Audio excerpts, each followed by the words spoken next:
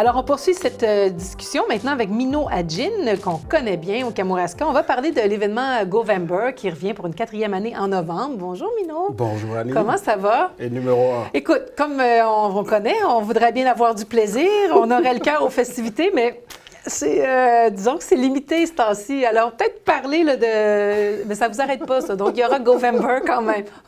On va faire ça comment, là, pour commencer? Je pense qu'on est inarrêtable. On le sait, oui, à la pandémie, on ne se fera pas de cachette par rapport à ça.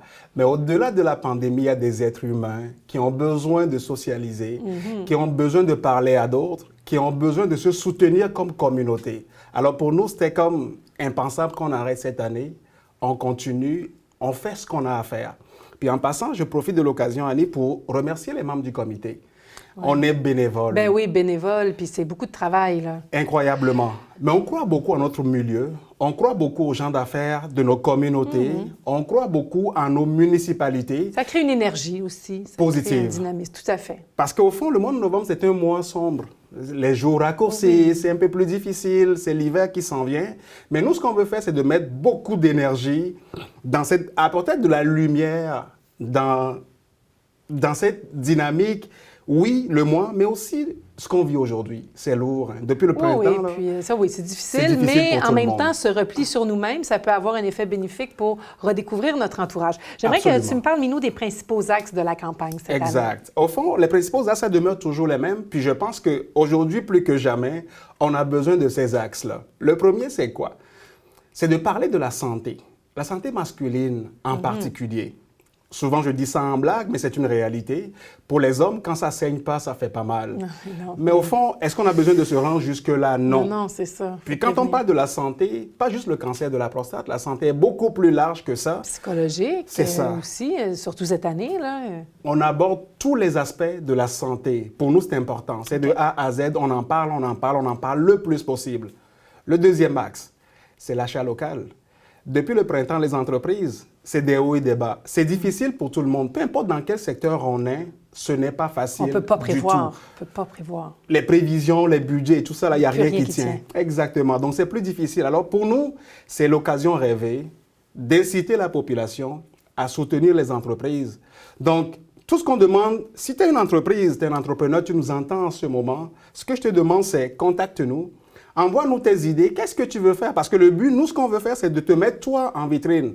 On veut te mettre de l'avant avec les outils qu'on a, inviter les gens à aller te redécouvrir. Je pense que comme ça, on va pouvoir garder notre tissu économique. Parce que si on l'échappe, ça va être grave pour tout le monde. Alors pour nous, deuxième axe, c'est l'achat local. Oui, puis pandémie ou non, on sait que l'achat local, c'est toujours un défi.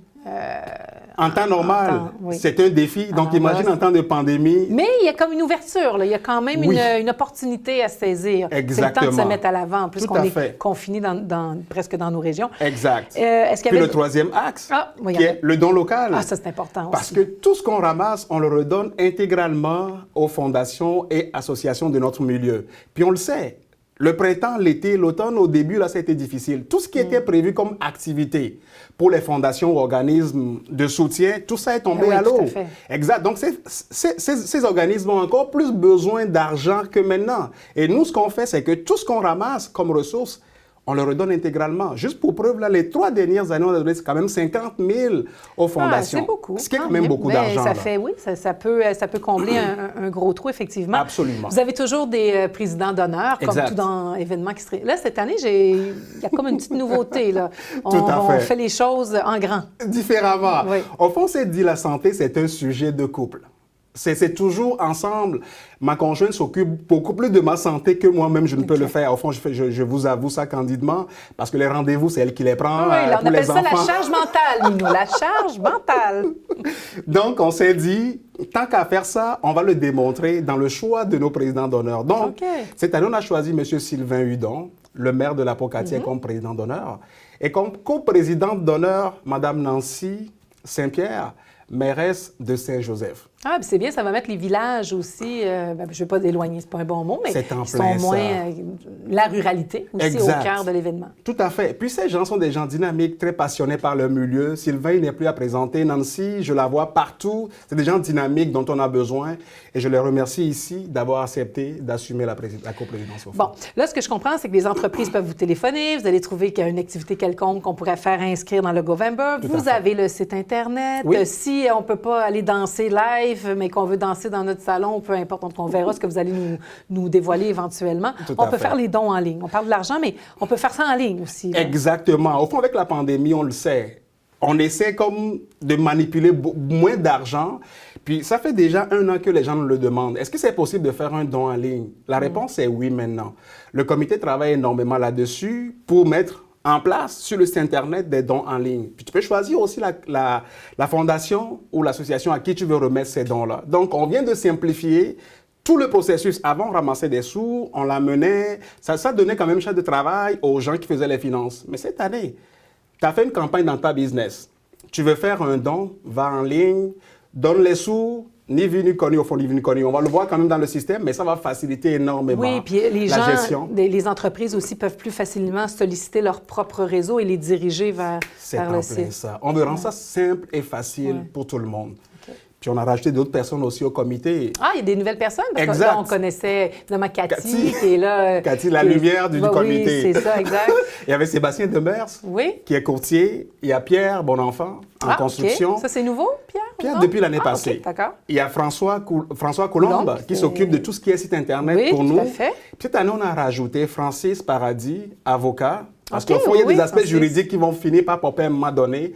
On va voir quelqu'un pour ça. Puis lui, Martin Hainaut, de LMNO Communication, qui s'est joint aussi au comité. Quelqu'un de la communauté de Saint-Pascal également. Tout à fait. Est-ce que vous continuez à vouloir rayonner là, davantage? Parce qu'au début, c'est parti à la Pocatière, mais là, on sentait que évidemment, on n'est pas des gros villages. Fait que plus on est de fous, plus on rit, c'est ça? C'est parfait. Ouais. Absolument. On veut couvrir le Kamouraska au complet. C'est pas pour rien non plus qu'on a choisi Sylvain, qui est comme la porte d'entrée, la Pocatière, la porte d'entrée du Kamouraska, et Saint-Joseph, qui est comme l'autre extrémité. Oui, on n'est pas loin de la sortie. Là, exactement. Fait qu'au fond, par ce choix, on vient démontrer notre volonté d'aller de l'avant et de regrouper toute notre communauté comme un seul homme pour soutenir notre... On sait que jusqu'à la fin octobre, il y a une espèce de semi-confinement, mais bon, vous, heureusement, c'est en novembre, là, où la lumière devrait rejaillir à nouveau. On l'espère. Un petit mois de noirceur.